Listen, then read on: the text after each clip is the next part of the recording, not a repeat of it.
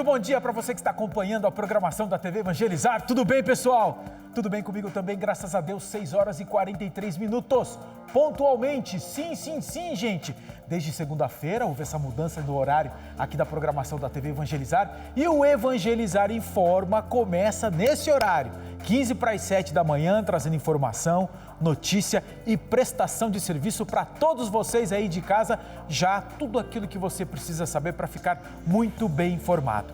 Aqui de Curitiba, no meu Paraná, falamos para todo o Brasil no nosso sinal parabólica. Também 2.200 cidades que recebem nosso sinal aberto em HD, que é bonito, uma barbaridade. E nós estamos também fazendo essa transmissão no Facebook, que é mais bacana, porque daí a gente vai interagindo, você vai participando e você vai mandando a sua opinião, vai falando como é que está a situação aí na sua cidade, para a gente fazer um Evangelizar em Forma cada vez mais bacana, cada vez mais legal. Feito? E a gente vai se acostumando também a acordar mais cedo e entrar mais cedo. Vamos que vamos, ter muita coisa para contar para vocês. Manchete, taca-lhe pau! Começam os testes da vacina brasileira contra a Covid. Falta de pagamento e desistências provocam atraso no censo. Agosto registra recorde no pedido de demissões de emprego. Ao todo, foram 1.773.171 desligamentos somente em agosto aqui no país. E ainda, o segredo da pipoca doce que todo mundo adora. Depois de 15 minutos sob pressão, acontece uma verdadeira explosão de sabor. O Evangelizar Informa desta quarta-feira, dia 5 de outubro, já está no ar. Essa história é bacana, hein? Esse estouro de pipoca aí. Ô, gente, vamos começar com imagens ao vivo visitando o nosso Brasilzão para tudo quanto é lugar desse canto. Amanhecer em Belo Horizonte, capital de Minas Gerais. Céu aberto, muitas nuvens, né, Ricardo? Muitas nuvens. Temperatura em 19 graus. E aí vem informação importante, porque os mineiros da capital estão sofrendo desde segunda-feira com uma chuvarada forte, uma barbaridade. Inclusive, até ontem, as informações da Defesa Civil davam conta de que 129 famílias de Belo Horizonte e também região metropolitana estavam desabrigadas, foram obrigadas a sair de suas casas por causa das consequências dos ventos e das chuvas. Nós temos imagens para mostrar também para vocês terem uma ideia de como foi isso. Olha só, teve até granizo, gente. E esse granizo forte que foi encarregado, por exemplo, de quebrar tudo quanto é telhado um pouco mais fraco e fez com que essas pessoas tivessem que sair das suas casas, por isso esses números de aproximadamente 120 famílias. Olha, e a previsão do tempo fala assim que até sexta-feira desta semana tem a possibilidade de mais chuva de granizo em Belo Horizonte e também a região metropolitana da capital de Minas Gerais. Enquanto a gente fica mostrando essas imagens das chuvas, que são interessantes também, deixa eu dar uma outra informação para quem está na capital, porque hoje começa uma greve de 48 horas dos metroviários. E eles não estão cumprindo aquela regra da Justiça do Trabalho, de manter pelo menos 40% dos trabalhadores lá para não ter paralisação total no serviço. Não, está fechado, zero. Não tem metrô hoje em Belo Horizonte por causa dessa paralisação. Já que nós estamos falando do tempo, vamos para a previsão no Brasil todo. Taca-lhe pau!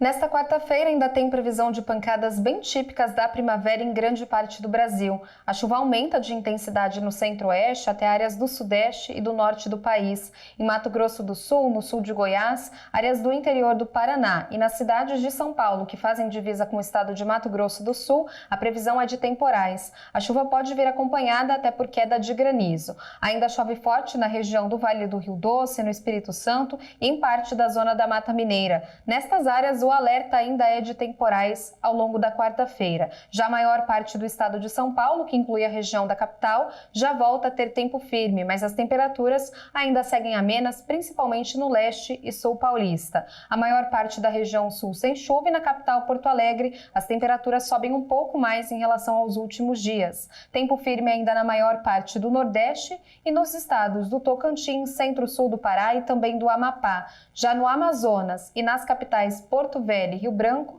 ainda pode chover forte no período da tarde. A máxima chega aos 26 graus em Porto Alegre, máxima de 37 graus em Cuiabá, 30 graus em Salvador e apenas 24 graus no Rio de Janeiro. E Curitiba, gente, tá daquele jeito que vocês sabem. 13 graus, tempo nublado. Inclusive a Luana está com a gente aqui também no Facebook, participando, está em Araucária, falando que lá em Araucária também está nublado. Região metropolitana, né, Luana? É desse jeito, que nem igual ao Curitiba. E é uma delícia. Fala sério, né, ô Vanessa? Bom dia. Bom dia para você que está em casa também. Eu tenho que concordar que essa semana o tempo tá até bom aqui em Curitiba, gente. Tá temperatura amena, agradável, 13 graus? Agradável, amena. Depois dos 5 graus, 2 graus acordando, então tá até bom. Agora, Vilches, você já recebeu o recenseador na sua casa? E tudo que já. Lá em casa passou também, nem fui eu que recebi, mas já passou. E foram aquelas perguntinhas bem rápidas, as básicas, né? Tipo, quantos banheiros em casa? Eu estranhei essa pergunta. Quantas pessoas moravam? Eu falei, ué, mas banheiro? Falei, é uma regra aqui que a gente tem coleta de lixo, coisa e tal. E aí comecei a bater um papo. O cara reclamou muito que lá na minha região, no meu bairro, falta criança. Ele falou, mas cadê a criançada desse bairro? Eu falei, mas esse aqui é um bairro de gente idosa, é por isso. Não, e o país está envelhecendo também. Deve ser uma das posições, pois eu estou trazendo informação exatamente sobre isso, que o IBGE anunciou esta semana o adiamento do fim da coleta de dados do Censo Demográfico de 2022 por causa da falta de recenseadores, gente. A previsão anterior era de encerrar no final deste mês. Agora, a previsão é em dezembro. O número de recenseadores atualmente está em 95.448 e isso corresponde a apenas 52,2% do total de vagas disponíveis e previstas para a operação. Até o início dessa semana, já foram contados 104.400.000 habitantes, o que corresponde a 48% da população, estimada em 215 milhões de pessoas. O ritmo é bem mais lento que o do censo de 2010.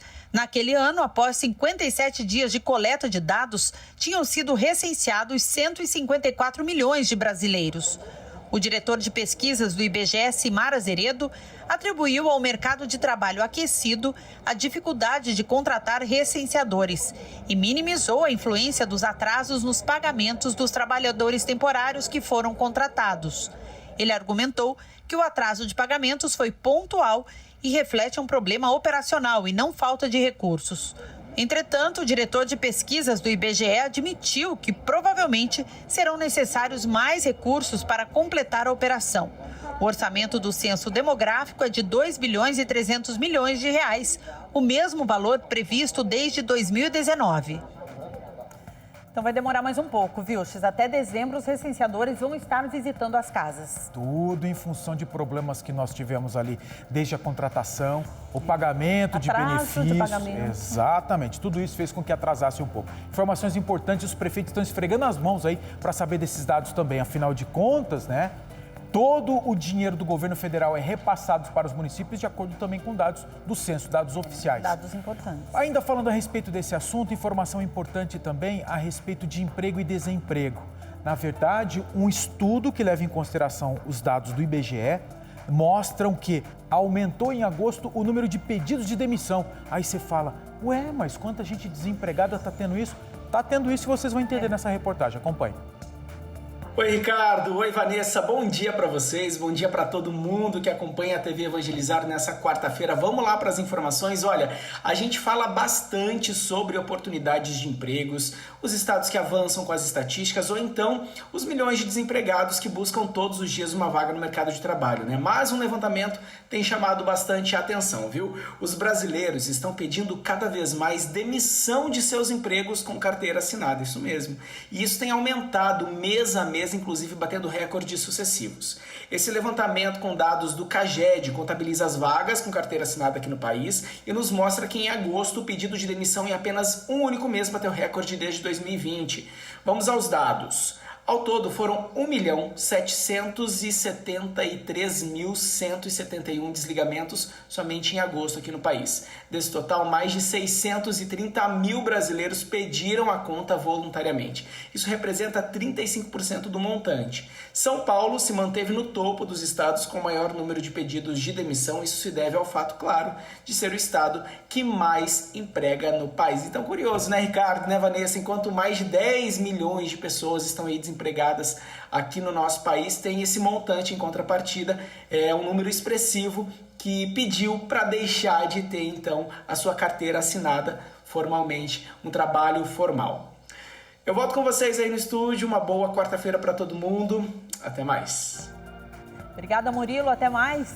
Daqui a pouco eu volto com mais informação, tá, Vilches? Não, mas a gente continua daqui lembrando o seguinte, nós já noticiamos aqui no Evangelizar Informa o orçamento federal para o ano que vem, que prevê um corte danado naquele orçamento dos remédios da farmácia popular. Caiu em mais da metade. Aí o governo decidiu compensar agora com uma nova medida.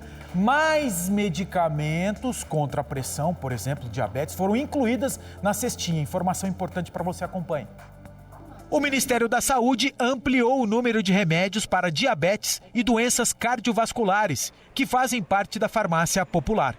Esse programa está presente no Brasil todo, com credenciamento de farmácias particulares que distribuem medicamentos comprados pelo governo. Aproximadamente 20 milhões de brasileiros têm acesso a esses medicamentos. A medida anunciada ontem veio depois do corte do orçamento do projeto para o ano que vem. Este ano, 2 bilhões de reais foram destinados à farmácia popular. Em 2023, esse valor caiu para 800 milhões de reais. O Ministério da Saúde informou que são 5 os novos medicamentos que estarão disponíveis em até 30 dias. Os nomes são complicados, mas vamos colocar na tela para todo mundo tirar uma foto para saber melhor. Vamos lá? Para hipertensão arterial, besilato de anlodipino, 5 miligramas. Succianato de metopropol, 25 miligramas. Espironolactona, 25 miligramas. E furosemida, 40 miligramas. Para diabetes tipo 2, será o dapaglifosina, 10 miligramas. Deu para todo mundo entender, né, gente? Repetindo, esses medicamentos irão fazer parte do programa Farmácia Popular e devem estar sendo distribuídos em até 30 dias. Rapaz, eu vou confessar para vocês, eu fiquei uma meia hora só para gravar essa nota aí, porque olha, para acertar esses nomes não é fácil não. Se tá em dúvida, entre lá em contato com a gente no Facebook, gente, daí a gente repete na tela para vocês printarem e tirarem foto. Feito? Feito. Vamos pro intervalo? Para depois voltar com mais informação, mas antes, imagens ao vivo de Brasília, capital federal, e fazer um lembrete para quem mora aí no Distrito Federal, gente. Já começou aquele período de inscrição em escolas públicas, período de matrícula, e vai até o fim do mês, dia 31 de outubro. Quem já está em escola pública, a criançada não precisa se preocupar com isso, mas quem pretende entrar precisa fazer essa matrícula. E como é que faz, Ricardo? Simples, fácil, é só entrar no site, na página da internet da Secretaria de Educação do Distrito Federal. Temperatura... esse é o site... Não. Site da Secretaria normal, tá? Lá do Distrito Federal. Imagens de Brasília que nós estamos mostrando ao vivo, eu perdi ali a temperatura, 19 graus. Então tá feito, Ricardo. Intervalo comercial rapidinho, a gente já volta com mais notícias e informações. Vacina brasileira, hein?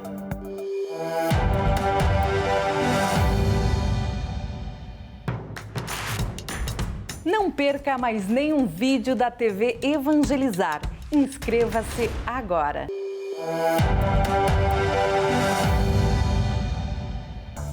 Evangelizar Informa de volta, faltando um minutinho para as 7 horas da manhã, gente. O amanhecer em Maceió, Alagoas, tempo bonito, imagem linda desse amanhecer com praia e temperatura com 24 graus. Deixa eu só fazer um lembrete para quem está em Maceió agora. A Prefeitura confirmou ontem a abertura de um concurso público que deveria ter ocorrido lá em 2017. Estava inclusive naquela cesta ali de contratações em guardas municipais. E esse concurso só foi comunicado agora, ontem pela Prefeitura, então vai acontecer. O que você manda agora, Vanessa? Bonitas imagens de Maceió, hein, Vilches? Olha só, gente, o assunto agora é vacina e vacina brasileira. Depois de termos tomado as vacinas contra a Covid-19 que vieram do exterior, em breve deve ter vacina brasileira disponível contra o coronavírus. Os testes clínicos da vacina Spintec contra a Covid-19, desenvolvida por pesquisadores da Universidade Federal de Minas Gerais e pela Fundação Oswaldo Cruz, Fiocruz, vão começar com um grupo de 432 voluntários. Após a aprovação dos experimentos pela Agência Nacional de Vigilância Sanitária Anvisa. Segundo a Fiocruz, os ensaios clínicos começam assim que a Comissão Nacional de Ética em Pesquisa revalidar a aprovação concedida anteriormente, o que é necessário para contemplar as recomendações apresentadas no parecer da Anvisa. Os testes clínicos, ou seja, os testes de uma vacina em humanos, incluem 3 fases antes de os desenvolvedores solicitarem o registro dos resultados às agências reguladoras. Na fase 1, é avaliada a segurança da vacina em um grupo pequeno de voluntários. Na fase 2, os pesquisadores aumentam o número de voluntários e testam também a resposta imunológica da vacina proposta.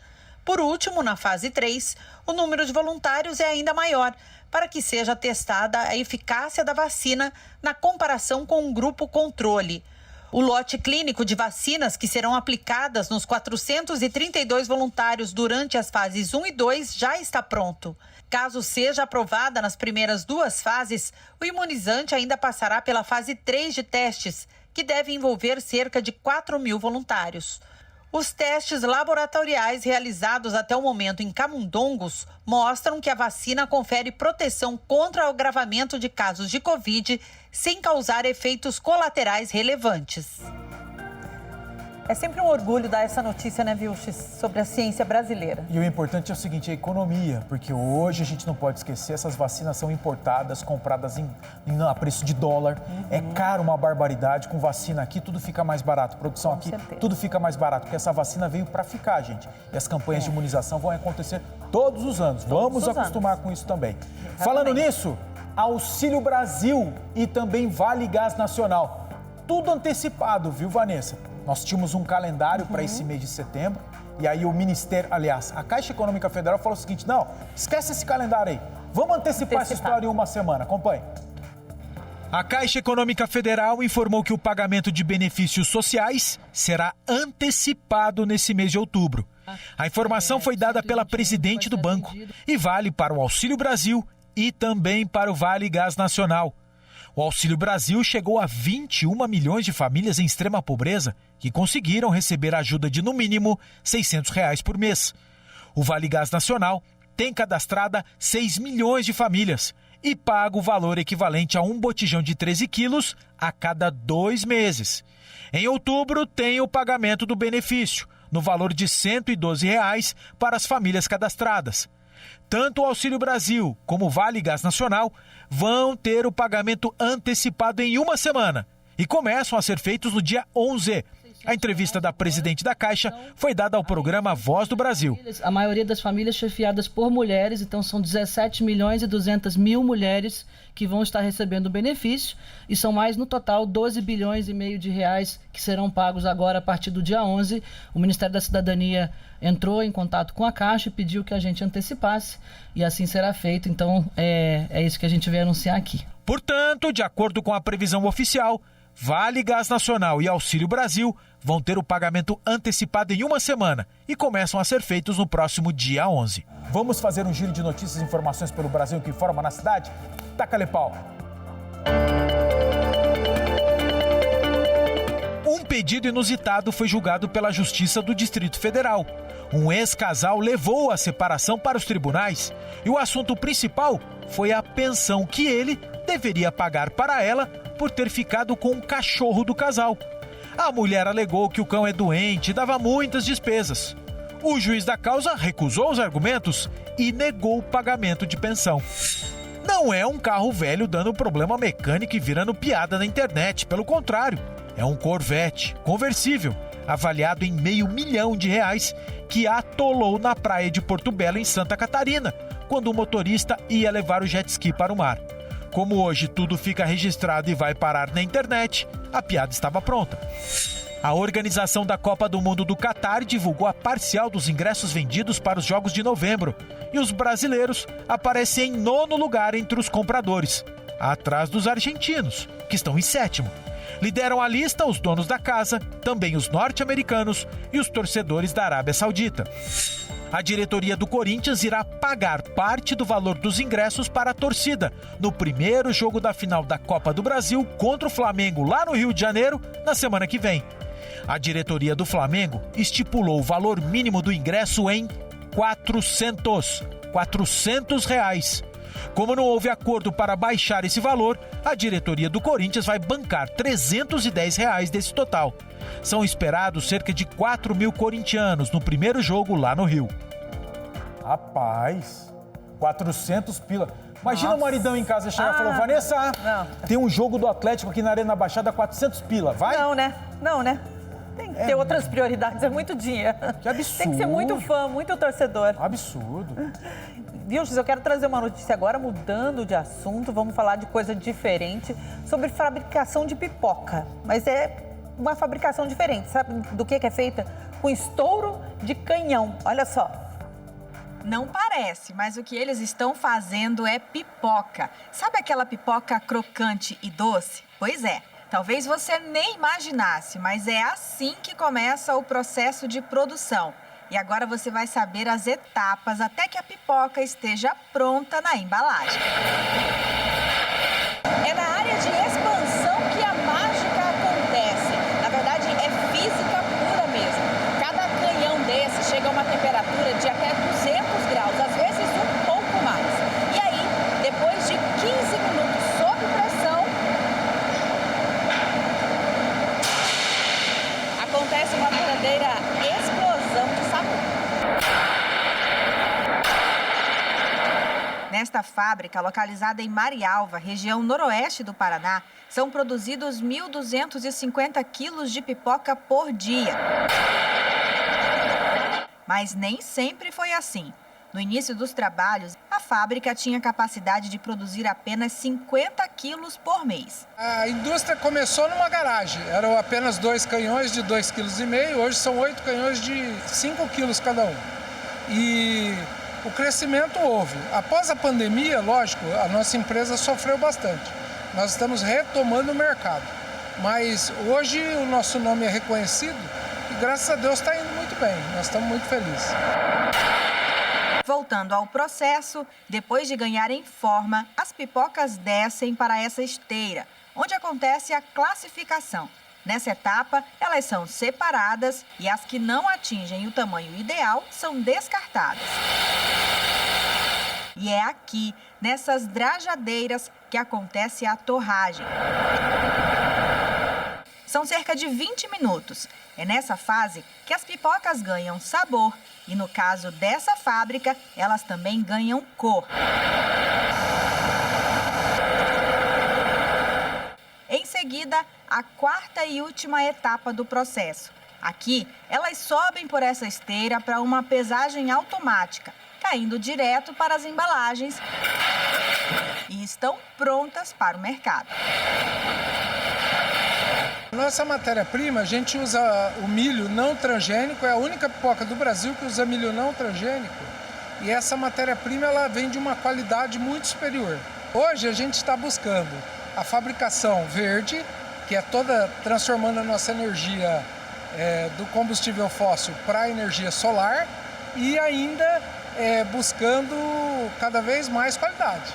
A fábrica, que 18 anos atrás tinha capacidade de produzir apenas 200 fardos com 20 pacotes de 150 gramas cada, hoje conta com uma estrutura de máquinas e equipamentos modernos que auxiliam os colaboradores na produção e que permite um desempenho muito superior comparado ao período inicial. A pipoca que eles produzem aqui é distribuída em todo o estado do Paraná. A ideia é atender cada vez melhor o cliente, principalmente na área regional, mas Santa Catarina e São Paulo são alvos da nossa empresa. O objetivo maior é gerar emprego e renda para os nossos colaboradores. Esse é o maior objetivo mesmo da indústria. É muito gostoso, principalmente quando a gente vai no supermercado e vê no carrinho do consumidor um pacotinho. A gente se sente realizado.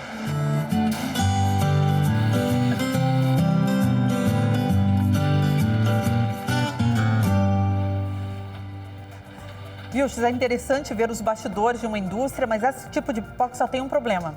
A gente começa a comer e não para mais. Porque elas são doces, são gostosas. E vou te falar, matou minha curiosidade. Eu pensava que fosse um milho especial, por causa da abertura dela, esse milho. Nada, é o milho comum. Milho de sempre. A diferença é que ele... O pipoco, né? Ele explode mesmo no canhão. É isso aí.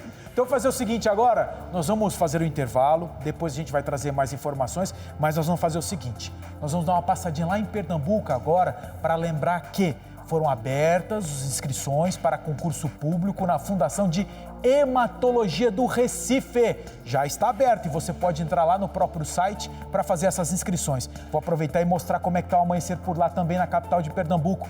Temperatura agradável ou não? Temperatura, sol azul, céu azul, poucas nuvens no céu e uma temperatura na marca dos 24 graus. Intervalo comercial rapidinho, a gente já volta.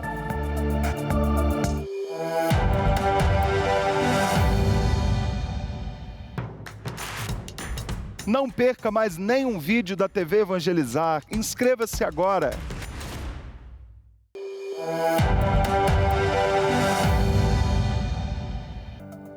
Evangelizar Informa de volta às 7h15 da manhã para mostrar para vocês um amanhecer em Curitiba. Nublado, gente, daquele jeitinho que vocês já estão habituados, ó.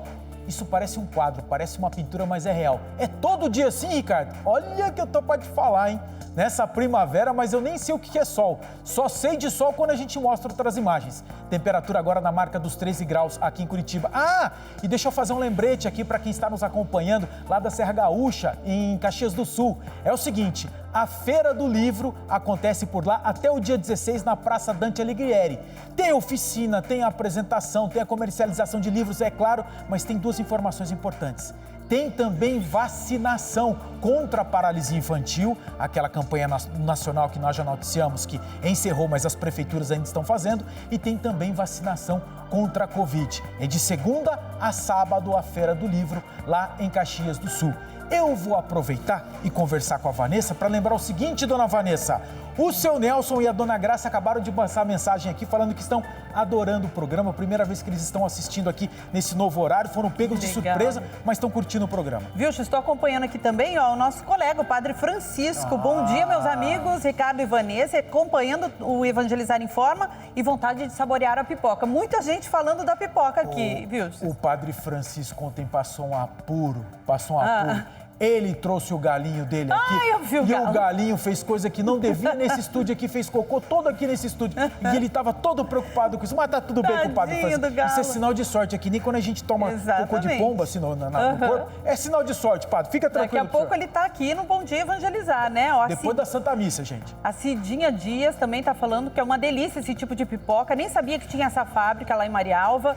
Muita gente comentando a pipoca, então um sucesso essa a curiosidade de mostrar como é que é feito isso daí. Eu não sabia que era o mesmo milho, aqui a diferença bacana. É o estouro. Vamos atualizar aquelas informações relacionadas a Belo Horizonte, que a gente estava falando no começo do programa, né? Desde segunda-feira, chuva forte, já tem famílias desabrigadas por causa da ventania e do granizo, com essas informações que nós temos atualizadas. Isso mesmo, Vilches, a gente volta a falar sobre a chuva na região metropolitana lá de Belo Horizonte, principalmente em Nova Lima. Segundo a Defesa Civil, nas últimas 24 horas, o acúmulo de chuva chega a 99 milímetros na cidade. Devido ao grande acúmulo, uma parte de uma placa que reveste o teto de uma das salas do Colégio Agostinho, no bairro Vale dos Cristais, acabou cedendo. 4 alunos tiveram escoriações leves. Em vídeos que circulam nas redes sociais, é possível ver a forte chuva de granizo que atingiu a cidade nesta terça-feira. Inclusive, nós temos uma imagem, de um bairro em Belo Horizonte que mostra a queda de uma árvore sobre um carro. Por pouco não atingiu um pedestre, olha só. Ele nem estava chovendo nem nada, nem parecia estar ventando. Então, assustador, né? É aquela tal da caiu de podre, né? Caiu de podre. Para esta quarta-feira, a previsão em Nova Lima, agora durante o dia é de sol com nuvens, mas ainda tem muita possibilidade de pancadas de chuva de tarde e à noite. E a temperatura lá na região metropolitana de Belo Horizonte vai variar entre 17 e 29. Ou seja, a temperatura sobe muito rápido, né? Muito. E acaba dando esses temporais. Eu fiquei ainda de cara com aquela imagem ainda, gente. É o rapaz impressionante. Estava passando, a árvore caiu do nada. Do nada. E ele se comportou bem, tranquilo. E outro lembrete também. Essa imagem. Olha a imagem, ó. Meu Deus, ele continuou a vida. Só depois que ele viu do que ele se livrou, meu Deus do céu. Detalhe ainda para quem está em Belo Horizonte, a informação que nós demos mais cedo e estamos confirmando agora. De fato, nenhuma estação de metrô em Belo Horizonte foi aberta hoje em função da paralisação de 48 horas anunciada pelo Sindicato dos Metroviários. Havia aquela expectativa de quem mora na capital e na região metropolitana de ter um atendimento mínimo, com aquele intervalo maior entre uma composição e outra, mas nem isso tem, gente. O sindicato barrou, não está saindo trem nenhum, metrô nenhum, então zero o serviço. e isso vai contra as normas do Ministério do Trabalho, da Justiça do Trabalho, que foi acordado para que não houvesse essa paralisação. Mas esse é o quadro atual que está acontecendo em Belo Horizonte, Minas Gerais. É a chuva, né, prejudicando toda a cidade. Vamos falar agora o seguinte, gente, deixa eu trazer informações agora a respeito de um casal brasileiro que está ajudando uma família, aliás, várias famílias lá de Moçambique. Vanessa. Essa história pode parecer um pouco comum. Taina e Renato se conheceram em uma roda de amigos. Começaram a namorar, descobrir afinidades e então, em 2020, o tão esperado pedido de casamento veio. A gente estava começando a organizar a nossa festa de casamento, olhando orçamentos, lugar para fazer, buffet, decoração, tudo que um casal se envolve ali na época de fazer a festa, né? Por influência da amada, Renato mergulhou no mundo da caridade. O trabalho voluntário sempre fez parte da família do casal. Juntos, decidiram embarcar para uma missão humanitária em Moçambique e de lá para cá, tudo mudou. Quando a gente esteve lá nessa missão humanitária, começamos a reparar a necessidade local. Toda escola que a gente passava, ou era embaixo de árvore, ou era tipo uma salinha de pau a pique, onde ficavam 30, 40, 50 crianças, assim. E os sonhos de uma grande festa de casamento foram dando lugar a um projeto ainda mais lindo.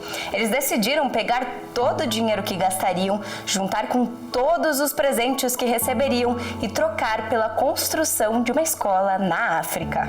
A escola ela vai ser construída em Matuba, que é interior de Moçambique, né? Ela vai conter 8 salas de aulas, mais um refeitório, 2 banheiros, que para eles é um luxo ter isso, né? A ideia é que seja, além de escola, um local também onde eles possam se alimentar, que lá é de extrema importância. Os orçamentos resultaram em uma conta de R$220 mil. Então, uma campanha começou. A cada R$1 que os convidados doassem, eles doariam mais R$1 para esse sonho virar realidade. A campanha cresceu e chegou nas redes sociais. A gente está em 181.500 atualmente, né, de valores nossos e valores doados. E assim a gente está caminhando aí para chegar nesses 220 mil quanto antes e tocando a obra lá em paralelo com o dinheiro já arrecadado. As construções começaram em junho de 2021 com a limpeza do terreno. Elas acontecem em parceria com uma equipe da Fraternidade Sem Fronteiras e contam com a ajuda da população. A Priscila é arquiteta voluntária e está lá em Moçambique organizando todos os detalhes da obra. Nós já fizemos todas as alas, né, que são palhotas, né? Essa estrutura de palhota aqui, ela é incrível porque é um material local e ele é extremamente bom para o clima, né? Porque não aquece muito, não esfria e é muito duradouro. E a gente conseguiu fazer toda essa parte de estruturação. São salas mais abertas, né? Um pouco diferente aí do convencional. Depois de tudo construído, o trabalho continua. A fraternidade será responsável por manter o local funcionando, com aulas, alimentação e espaço de lazer. E a nossa previsão é de entrega no primeiro semestre de 2023, do centro todo construído, todo completo. A gente pretende fazer uma caravana e lá a gente fazer uma festa mesmo. Lá a gente vai literalmente se vestir de noivos novamente, né, bem? E vai tocar aí de uma maneira bem legal, assim, a nossa festa de casamento. Ah, que linda iniciativa, viu? Eles estão abrindo mão dos presentes de casamento para fazer o bem. E agora, gente, eu quero falar para vocês de casa, chamar atenção para uma reportagem produzida aqui pela nossa equipe de jornalismo, que mostra uma paciente que operou o cérebro enquanto estava acordada. Isso mesmo, acompanhe. Em 2017, a Camila recebeu uma das notícias mais difíceis da vida dela. Descobriu que tinha um tumor no cérebro. Tive uma convulsão, tava normal, num dia aqui em casa, e daí tava meu irmão, tava do meu lado, tudo. Aí eu tive aquela convulsão, daí me levaram pro hospital, foi aí que daí eu descobri mesmo que eu tinha um tumor mesmo, que seria somente mesmo fazendo mesmo só cirurgia. Na época, o tumor foi retirado, mas no final de 2020 ele voltou. E novamente, a Camila teve que fazer uma cirurgia, só que dessa vez um pouco diferente. Ela ficou acordada durante parte do processo. Esse neurocirurgião foi responsável pelos 2 procedimentos da Camila e explica o motivo de ter escolhido essa técnica. Em alguns casos, né, é preciso fazer, então, uma abertura do crânio com o paciente num estado em que ele colabore, né, em que sejam realizados testes, né, para que saiba se o paciente está tendo algum tipo de déficit neurológico durante o procedimento. Durante o procedimento, a Camila foi submetida a esses testes e até chegou a conversar com a equipe. Não se mexia, tudo ok. Sim, isso. Eu lembro meio por cima, assim, né, que eu cheguei a acordar. Daí eles acordaram, eu tava bem calma, assim, lembro que eu falava bem, assim, bem devagar, né, bem calma mesmo. O paciente é orientado, né, de que no meio do procedimento ele vai despertar, né, que vão ser feitos testes, né, e na etapa inicial do procedimento o paciente é anestesiado de uma maneira tradicional e onde é então feita essa parte mais grosseira, digamos, do procedimento, onde é feita a incisão cirúrgica, né, onde é feita a abertura do crânio da pessoa. É claro que é feita uma anestesia local adicional, né, nessas regiões, por exemplo, da pele, da musculatura, para que o paciente não sinta dor no momento em que ele é acordado.